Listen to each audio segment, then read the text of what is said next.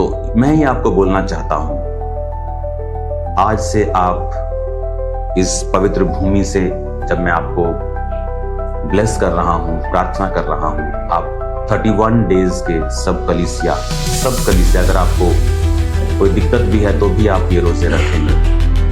आप 31 डेज के लिए रोजे रख के आप परमेश्वर की पैदारी को, परमेश्वर की सुरक्षा को, डिवाइन प्रोटेक्शन को और उसकी ग्लोरी को, कि खामरा चर्च से, परमेश्वर के दास के जीवन से परमेश्वर की ग्लोरी फैले और खुदावन की पैदारी हो, सुरक्षा परमेश्वर की हो।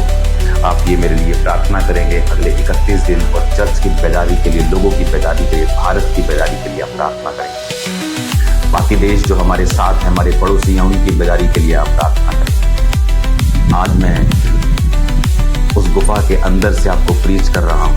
ये एक बहुत बड़ा प्रिविलेज है। इस गुफा के अंदर जो पास्टर हैं, आई थिंक उनकी एज 90 साल की होगी, आप वो फोटो देखेंगे मेरी उनके साथ। वो किससे बात नहीं करते, यहाँ पे वो जस्ट अपना काम कर रहे थे, क्योंकि यहाँ पर बहुत से लोग जो हैं वो विजिट करते हैं। तो मेरी एक छोटी सी मुलाकात के दौरान उन्होंने मुझे बहुत प्यार दिया, अपनी ब्लेसिंग, क्योंकि वो यहाँ पे रोज मीटिंग करते हैं इस केव के अंदर जहाँ पे परमेश्वर ने दर्शन दिया था। उन्होंने मुझे किस किया 2 बार और अपना प्रेम जो परमेश्वर का उनके हृदय में था मुझे दिखाया। और इस जगह से प्रीच करना ये पॉसिबल नहीं है। ये खुदा का डिवाइन फेवर है जो आप आज देख रहे हैं। परमेश्वर की ब्लेसिंग जो है आप आज रिसीव कर रहे हैं। मैंने बहुत सी टेस्टिमनी सुनी है कि इस जगह पे आने के बाद लाइफ सेम नहीं रहती, या परमेश्वर के उस प्रेजेंस को आप महसूस करते हैं कि परमेश्वर का आत्मा यहाँ पे अपने दास को लेके आया। और देखो, जब प्रकाशित वाक्य लिख लिया गया 96 में वापस चले, यहाँ परमेश्वर सिर्फ उनको कुछ देने के लिए लेके आया था। लोगों के लिए वो सजा थी, लोगों के लिए वो पनिशमेंट थी, लोगों के लिए एक दास के ऊपर एक सरकार का कब्जा था। लेकिन स्पिरिचुअल रियलम में वो एक ओपनिंग थी, वो एक स्टार्टिंग थी, वो एक कारण था कि परमेश्वर ने अपने दास को उस रेवलेशन के साथ ब्लेस किया। उस जगह पर भी आप देखेंगे कि जब परमेश्वर की आवाज तुरही के साथ उसे सुनाई दी थी, तो उस चट्टान में 3 दरारें पड़ गई थी अंदर, और वो दरारें अंदर पड़ गई थी, और दरारें आज भी वहां मौजूद हैं, जो त्रिएकता को, यानी बाप, बेटा, पवित्र आत्मा को दर्शाती है, जो फादर को, सन को, होली स्पिरिट को दर्शाती है। हालेलुया। आज मैं आपको ये बताना चाहता हूँ, आपकी लाइफ में अगर आप परमेश्वर के साथ वफादार हैं, तो कुछ भी घटना क्यों नहीं हो रही, कुछ भी क्यों नहीं हो रहा, कैसा भी सिचुएशन क्यों नहीं हो, वो सब चीजें आपकी भलाई के लिए ही मुड़ जाएंगी। आज इस फेक दुनिया में फेक लोग, fake believers, fake pastors, fake apostles और फेक सर्वेंट्स की दुनिया में, जहाँ पर लोग फेसबुक को भविष्यवाणियाँ करने के लिए इस्तेमाल करते हैं, जहाँ लोग मस्से को बेचने के लिए इस्तेमाल करते हैं, जहाँ लोग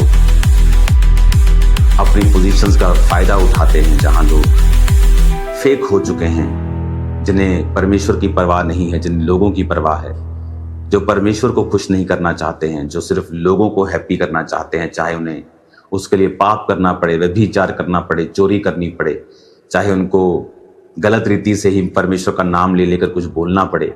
हम उस दुनिया में रहते हैं।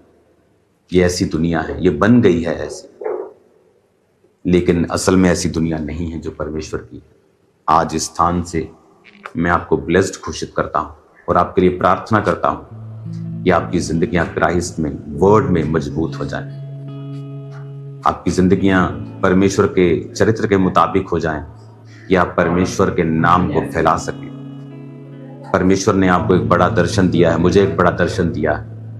उस दर्शन के मुताबिक आप प्रार्थना करें कि परमेश्वर मेरे रास्तों को ओपन करे और वो गॉस्पल को हम पूरी दुनिया में और भारत में और भारत के सब पड़ोसी देशों में दे सकें। आज जब इस पतमुस नामक टापू में और उसके बाद उस गुफा के अंदर से जहां पर परमेश्वर के दास संत यूहन्ना ने दर्शन पाया था, इस परमेश्वर की प्रेजेंस में मैं आपको बोल रहा हूं, आपकी जिंदगी आज से सेम नहीं है। यीशु मसीह के सामर्थ्य नाम आज मैं अपने परिवार के साथ यहां मौजूद हूं और परमेश्वर ने हमारी अगुवाई की कि इस अगस्त महीने में जो मेरा मसीह में आने का महीना है, कि जब मैं आपके पास इंडिया में आऊं तो मैं पहले यहां पर आकर इस पवित्र जगह को देखूं और इसको महसूस करके मैं आपको बताऊं परमेश्वर के बारे में। जिंदगी के बाकी बुढ़ापे के दिनों को उन्होंने बिताया।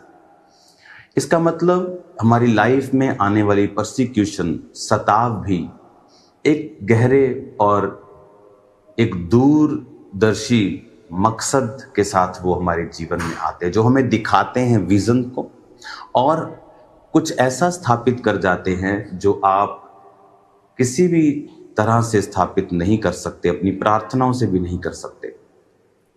यीशु मसीह के जन्म से 350 साल पहले यहाँ एक राजा हुआ था जिसका बहुत नाम है अलेक्जेंडर द ग्रेट। वो राजे ने अपनी छोटी उम्र में ही इस पूरे एरिया को कैप्चर कर लिया था। उसने अपनी छोटी उम्र में ही, अगर मैं आपको उसके एरियाज को बताऊं कि कौन कौन से एरियाज थे जो अलेक्जेंड्रा ने कैप्चर कर लिए थे, क्योंकि आप बोलोगे आप इतिहास क्यों पढ़ा रहे हैं, क्योंकि उसका एक गहरा मकसद है मेरे पास आपको बताने का।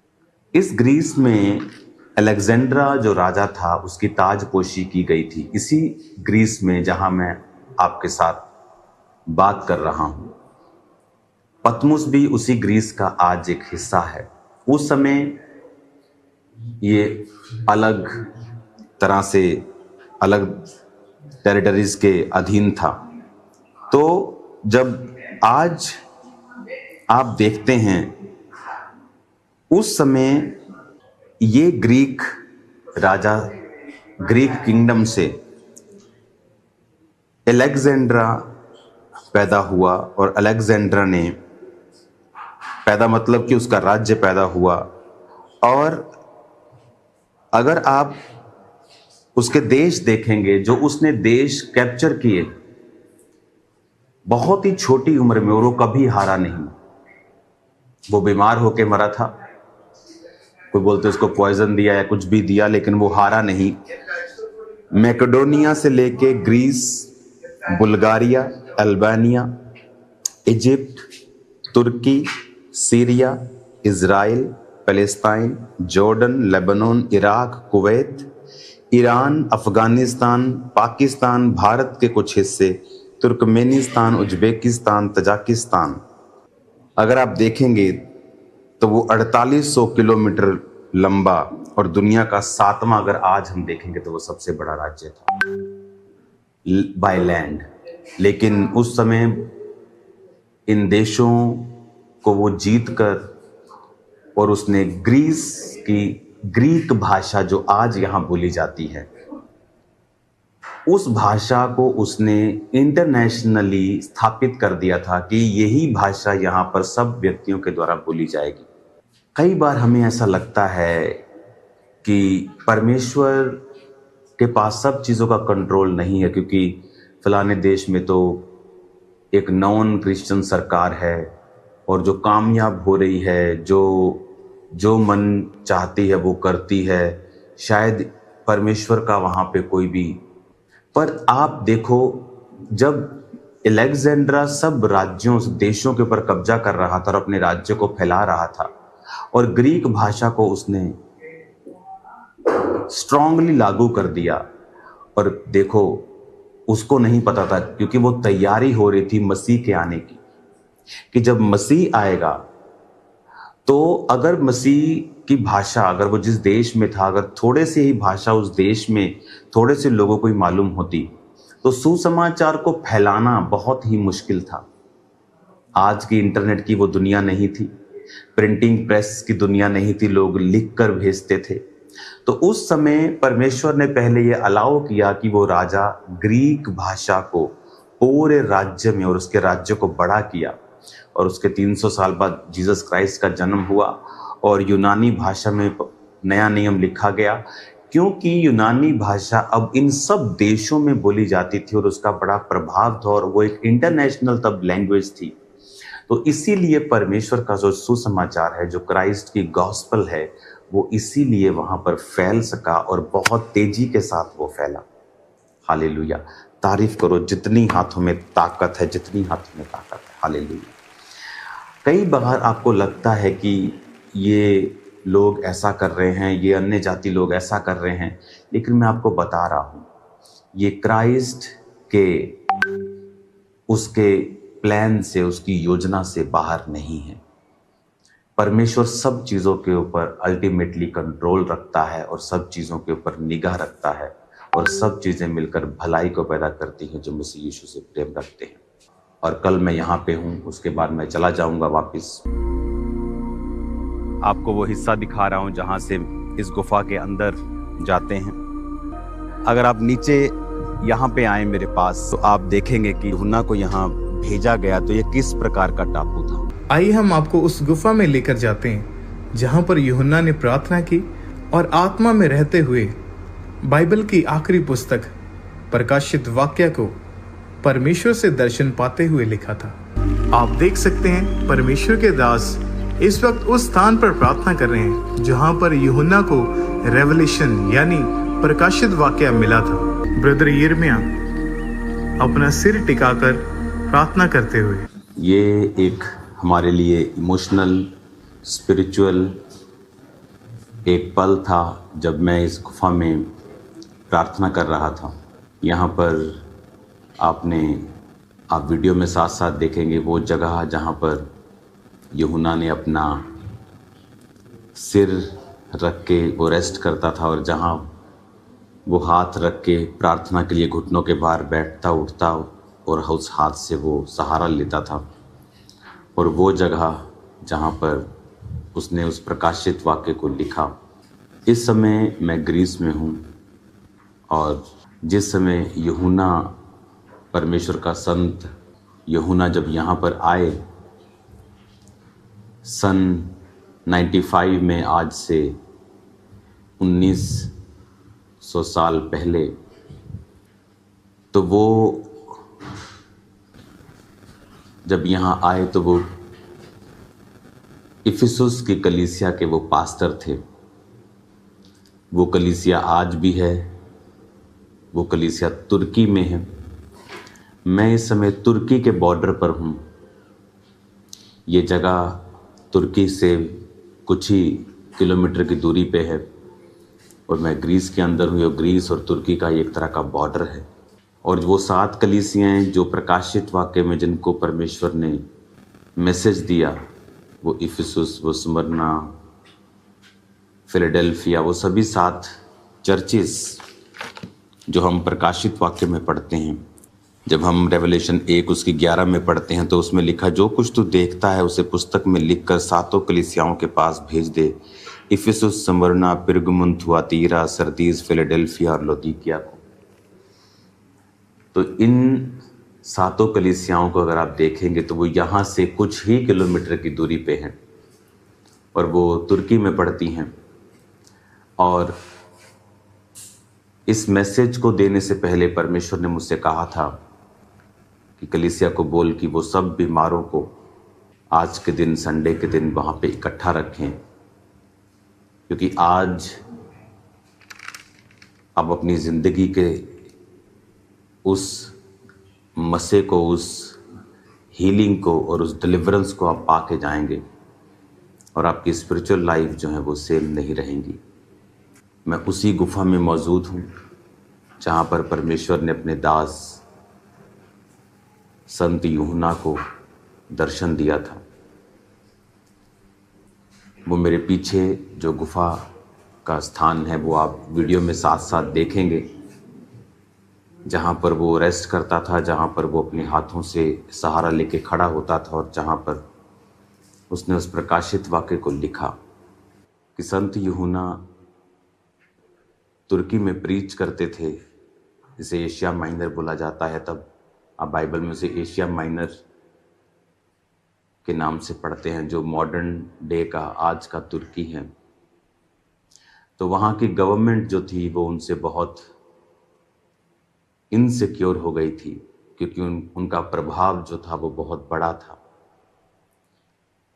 तो उन पर फॉल्स एक्यूजेशन लगाकर उनको मारने की कोशिश की गई, और जब उनको उबलते हुए तेल में डाला गया और वहां उनका बाल भी बांका नहीं हुआ तो वो डर गए, और इस पतमुस नामक टापू पर उन्हें बाकी कैदियों के साथ, क्योंकि यहाँ पर छोड़ दिया जाता था, ये बहुत दूर है। आज मैं एक शिप के सहारे से यहाँ पहुँचा हूँ, और मैंने जो पहले आपको वचन दिया समोस से, जहाँ पर पौलुस अपनी तीसरी मिशनरी यात्रा के दौरान रुके थे। तो इस तरह से 95 ईस्वी में संत यूहन्ना पतमुस नामक टापू पर छोड़ दिए गए थे, और इस टापू पर जो लोग उनके साथ वो सजा भुगत रहे थे, उन्होंने उनको प्रचार किया, उनको बपतिस्मा दिया, क्राइस्ट का उन्हें फॉलोअर बनाया। और इस गुफा में जो एक वोल्केनिक केव है, यानी ये ज्वालामुखी के कारण एक केव बनी थी, और ये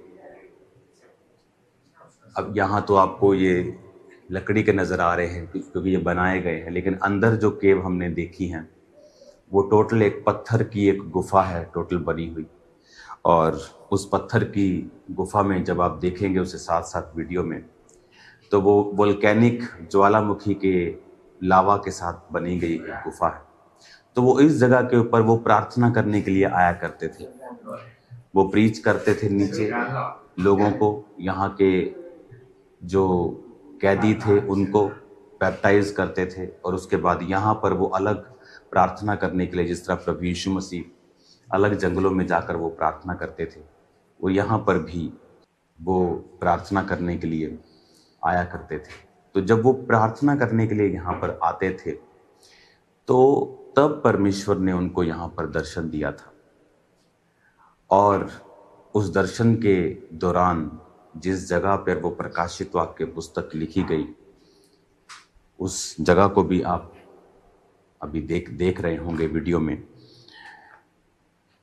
एक बहुत स्ट्रॉन्ग मैसेज है जो परमेश्वर हमें देना चाहता है, और ये बहुत ही स्ट्रॉन्ग मैसेज परमेश्वर हमें देता है।